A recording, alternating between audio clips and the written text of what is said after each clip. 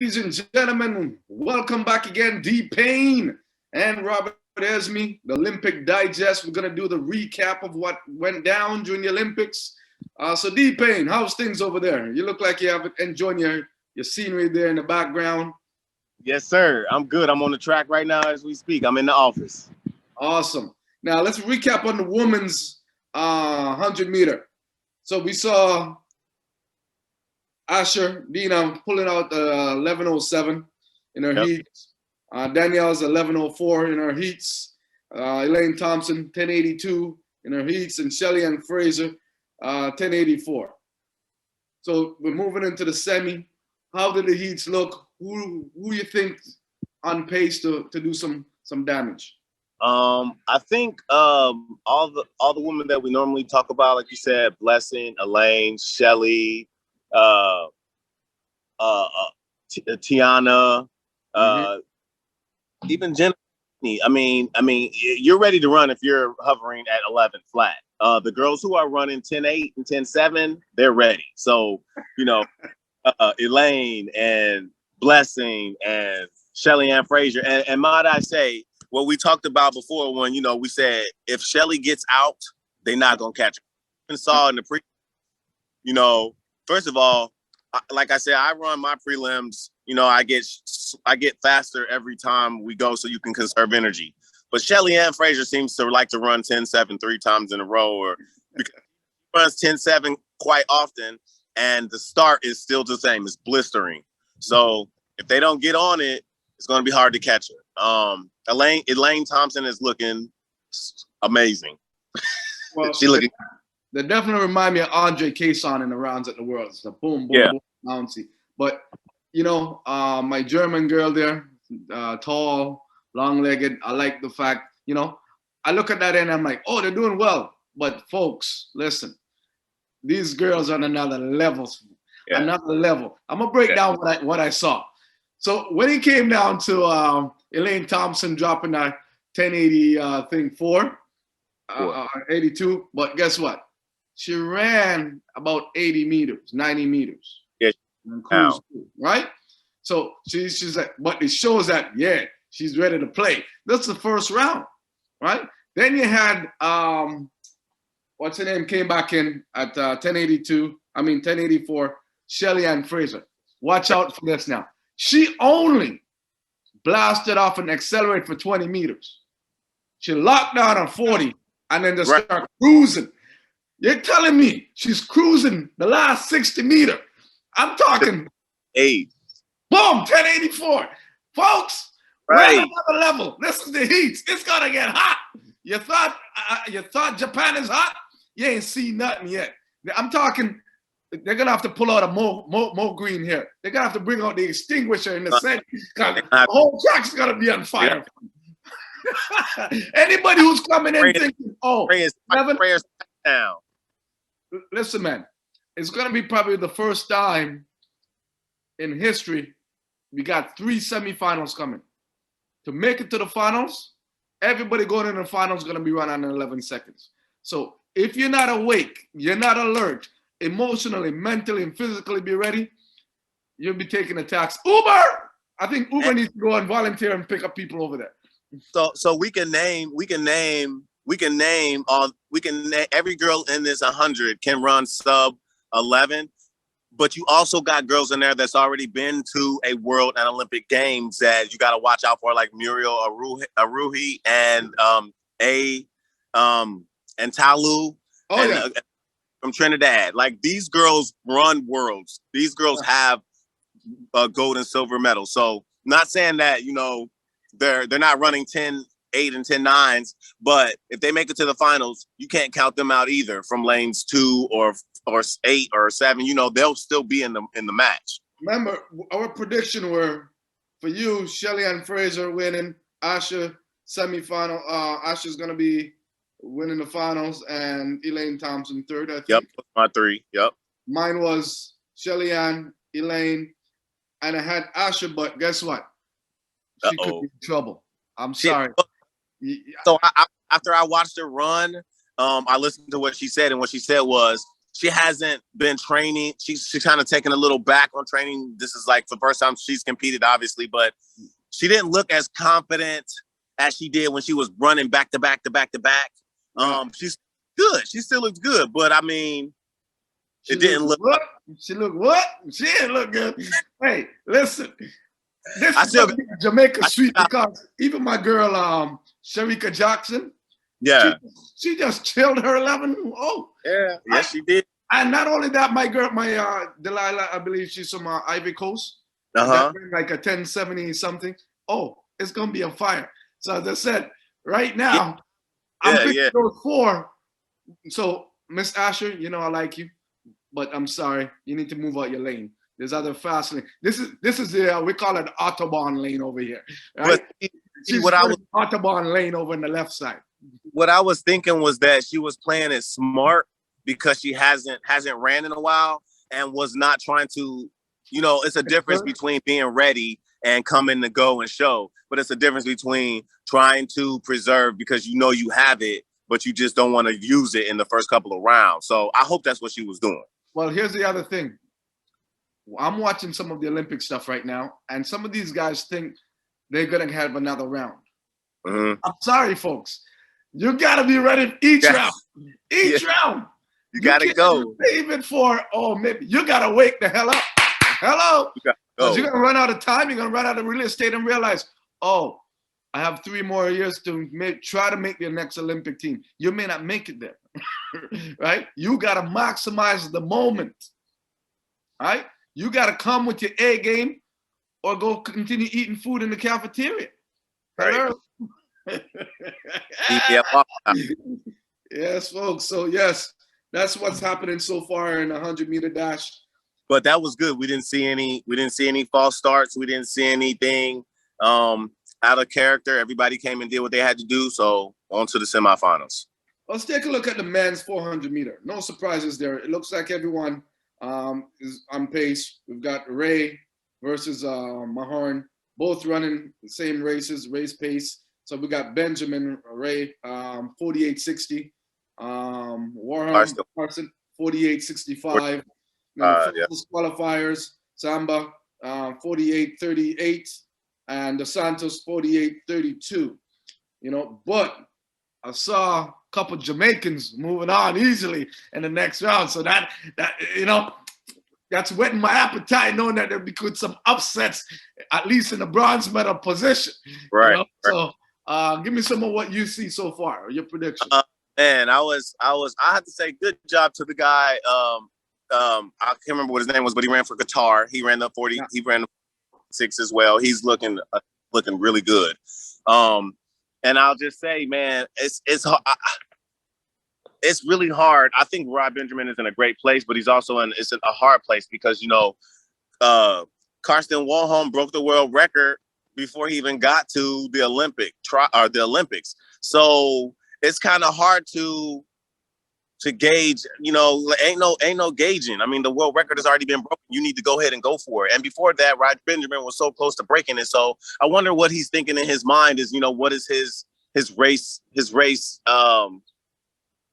like how he's going to do his race. What is his race game plan, you know? But as far as I'm concerned, they both looked really smooth. He looked a lot better than he did in the trials. I remember in the beginning of the trials, because he had to, you know, the 400 hurdles as a cadence. So because they had to slow their races down, a lot of them were clipping hurdles and hitting hurdles and everything. And he actually didn't look as good as he could have in the prelims, but they looked extremely comfortable. He won his heat. He did that in fine fashion. And I think it's going to be a race. This is going to be another race where the world record is going to be broken again. So he's for sure going to. With the semifinal on Sunday and the finals on Tuesday, do you think in the semifinals they'll be flirting with that world record? And absolutely. Recover? Absolutely. You don't think so? I definitely think so. Absolutely. They're going to be tapping close because they have a couple of days rest period in between. So they got to run each round almost like a finals. Yep. That's pretty much what's going to happen, and that's why exactly what you said is correct. Because if you don't run that at that semifinals, or you don't run that next round like a finals, you're going to find yourself sitting in the crowd cheering. Mm-hmm. let's take a look at the women's 800 meter. Goal, Natasha, 1:59.83. Gemma, 1:59.97. Rosemary, 2 minutes and 71. And Athen, 2 minutes, 1 and 10 seconds. So all the ladies that we're predicting, they're in the mix going into the finals. But what is one of those surprising things for you? And do you still stick to your prediction based on what you see so far in the 800? Yes. So I still stick to my prediction. I think everybody ran well except for Asia Wilson. Raven did an amazing job. Mo did an amazing job. They went out hard and they commanded their race and they won their heat. You don't have to win your heat to command your race. You just need to be in a commanding position and get a good lane.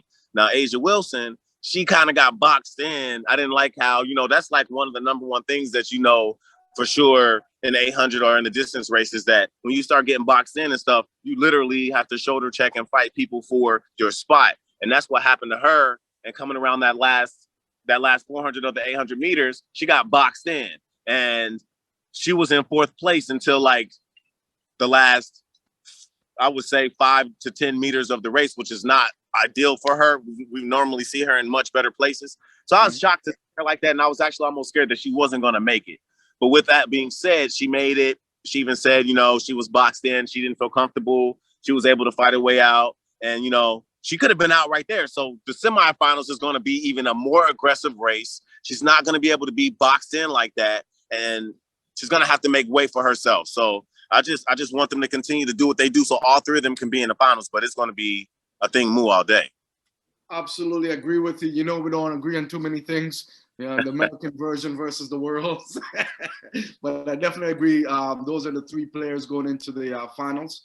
But I definitely know in the semifinals, folks, these athletes, if you don't bring your A game in the semifinals, you have to run under 2 minutes to make that finals, right? So if you're not ready to run under 2 minutes, once again, call Uber, somebody, go find something else to do. Because there's no playing around, right? These girls are ready. It's a women's Olympics right now. I'm calling it. Women's running the world. They're ready. They're on fire, right? Alicia Keys, I wanted to do up a beat for them right now. Women on fire over there, right? So absolutely, I agree with you that though they're on pace. I was sad because I have my Canadian girl in there, Melissa Bishop, and my Canadian crew. She just didn't make it, didn't bring the A game. She tried to take the lead a little bit in her race, but them girls came back, young legs, fresh. But absolutely, she has another opportunity. She's young enough to hopefully make the next Olympics. But at least now she's back in the mix. She had a baby. She's been off and putting her stuff together. She was fourth at the last Olympics, just right off the podium. And big dream and goal was to make it into the medal potential. But a lot of things happened. But I'm looking forward to see what she brings for Worlds next year and again for the next Olympics. And hopefully that fourth place, that fourth place is such a hard place to play, man. So anyone who plays fourth place, man, that's just more desire and fire to come back and not get fourth place again. So yeah, good luck to them. Well, we had a brand new event that I've never seen at the Olympics, the 4x4 mixed relay, 2 male, 2 female. We saw that debut in Japan. U.S. disqualified in the heats after they won it. Some baton exchange, probably stepping the line. Something happened there. Jamaica, one of the favorites to go in. They didn't do so well in the heats. Poland, they're showing from the World's game that they're running the place. Belgium, so they're one of the favorites for the medal contention. And that goes off tomorrow. What's your prediction? Who do you think may take that gold? So you're dealing with people, times on paper is not producing at the moment, and others that don't have the time on paper stepping the game up and producing. What's your thoughts on that process? Jamaica's going to do well. I think they're going to win. I think the reason why we're having all these inconsistencies is because you got to think. You got all these extremely fast people coming in, and you got men coming in running, sub 10, and you got women coming in running sub 11, and they have to get their mojo together. They got to get their Marvin Gaye together, get the groove on so they can hand the baton off to each other and get around the track. I assume, I've never ran a mixed relay, but I assume that you got to get used to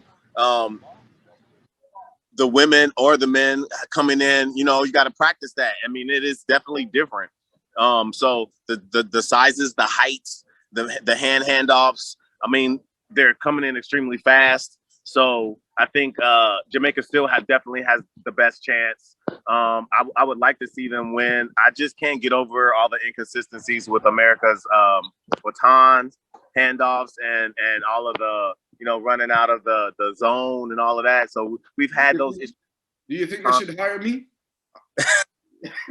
You know, I got a wooden touch, right? Yeah.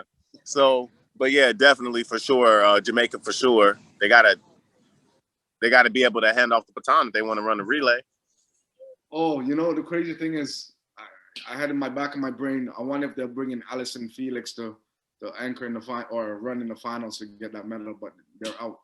So, you know, that's something I was like, maybe this bring her in and get her that next medal, you know? Yeah. But yeah, that dream is now dead, folks. I'm sorry. Yes, it is. But definitely, Poland, Netherlands look like they're ready to step the game up. So on paper, Jamaica has a chance to win it, but they got to bring in some new energy, new blood, and new focus to be able to win it. And if they don't bring that, then we know Poland. Yep. But the world's best Volvos are from Poland. You know, the Polish know how to build them Volvos, baby, right? They last a long time. It just remind me of the athletes. They last a long time. They keep taking the hit to the winter, to the summer, and they keep jutting away and giving you performance. Yeah. Now, when we look at the exciting piece of the men's 10,000, I did predict Jacob winning, Selman and Jeffrey. It didn't go according to plan. It mixed up a little bit in the process. You know, Selman from Ethiopia, with Uganda runners, and Jacob coming in for the bronze. Just a little bit off our prediction, but we were pretty damn close, right? I remember a guy on Facebook, on one of our fan art Facebook things says, oh, what these two know about predictions and expertise, who the hell they think they are, whatever, right? So I responded back to him, I'm like, could you let me know your credentials, whoever you are, and your predictions? And I said, please be respectful, because at the end of the day, I'm going to respect your views, but I don't think you have any credentials to give any of your views. And I said, if you look at our credentials and our predictions, it's almost on point. So I don't know who you are or what you're talking about. So he hasn't responded yet in 5 days. Right. Yeah. We've got 10 to 20 years of track and field. I mean, high school, intermediate, college, and professional. You know, we got medals and we've been on world stages multiple times. So we know what it's like to be in that atmosphere, and we've experienced it. So that's our credentials. He can go on if he wants to as well. So haters gonna hate because we're having fun. But folks, haters make the world go round too. So thank you, sir. Leave your comments, subscribe, and please, once again, share your prediction and views. Be respectful. We'll always respect that as well, right? But once again, this is our views based on our experience. And the chances, we're rarely ever wrong, folks. We're rarely ever wrong. If I'm off, David win it. If David is off, I'm winning it. So we're rarely wrong. Yeah. Well, let's talk about a couple of the highlights of the game so far. Fiji winning back-to-back rugby sevens. Were you able to see that, and your thoughts? I didn't get to check that out. I had to work. I didn't get to watch the rugby. I did see the American woman win the overall. Yeah. Gymnastics. So that's with Biles pulling out. What's your thought? And then replacement of the new young lady that shine over there. So two things. I think Simone Biles did an amazing job of recognizing where she was unable to capture what she normally captures in her runs. And she knew that either her health physically and mentally was going to be jeopardized. And with that being said, she was going to take the team USA down with her scores and not take them up. So I've been hearing people say like, oh, it's her fault that they got silver. Like, yeah, it is in a positive way because she decided not to go do what she does and in a negative way affect them. They got silver because they did so well, not because they did so bad. And I just think she still has the opportunity to do some events, but I just think like, America needs to understand like she's doing things that has never been done before. She's got flips named after her that no one else can do. When you're in the air flipping all these ways, the one thing you have to do is be sound mind mentally. You cannot mess up or you're going to have very severe injuries. So I really think she made a great decision. And I think her teammates did a great job stepping up to capture those medals and do well. I totally agree with you. One thing the people have to understand, we understand pushing through. As a track and field athletes, it's easy to do it in 100 meter and different disciplines. But when you're dealing with such as the gymnastics, the diving, the pole vault, the high jumps, you're dealing with the flight process of those sports. One bad move, mentally and physically not being there, can cause death when you look at it. Because if she goes out there and mentally not prepared or physically not in that right mindset space, right? And she make the one move going into a vault or whatever it is, and that one bad step could be life-ending when you have to look at the magnitude of where it could go. So overall, it's important that these athletes in those disciplines do not push through, because you have to look at the long term. What's the worst case scenario? And the worst case scenario is death, literally. Because if your leg wrong, neck broke, paralyzed, it's important that we celebrate that she took the time and recognized that, hey, I may not be in the right mind space for this sport or event. If she recognized that, it gives an opportunity for the rest of the team to stand up and participate. That's why it's called team, right? And the next man up. With that being said, by her pulling out in a team sport, what did she do? She pivot like Michael Jordan, LeBron, and be a supporting cast and motivating those guys to get to that next level. So you have to look at, although she's not on the field, she's moving and being a team player and supporting and elevating the other pieces to make them better. Right. And I've been hearing people say mental issues. And I feel like there are two different ways these can be mental issues, but I feel like either way, they're not being looked at in a positive light. So like, for example, at the NBA championships this year, Milwaukee won and everybody was talking about Chris Paul not being able to, get a championship on his own. And so a lot of people could say that he mentally was not there for his game in the finals. I've also heard LeBron, when he doesn't play well, say, I mentally wasn't there. I've heard many athletes say I mentally wasn't there. Just like you'll hear athletes say, oh, I felt great today. I was on, I was ready to go. I feel like there's a difference between mental capacity, being able to compete, just not being there, and something really being wrong with your mental. And I think that they were I heard them talk about, the trainer that went to jail for molesting all of the gymnasts and all that. Someone brought that up. And I said, I'm not sure if that's the mental that she's going through at this current moment. Yes, that may be something that's affecting her overall, but I think more she was just talking about her not being able to focus on how many turns and when to land. And it was just getting discombobulated in her mind. And as elite athletes, like that happens quite often. Like, to put everything together and everything to work out and be able to do all these world-breaking records and all these flips and jumps, like that is a mind coming together correctly.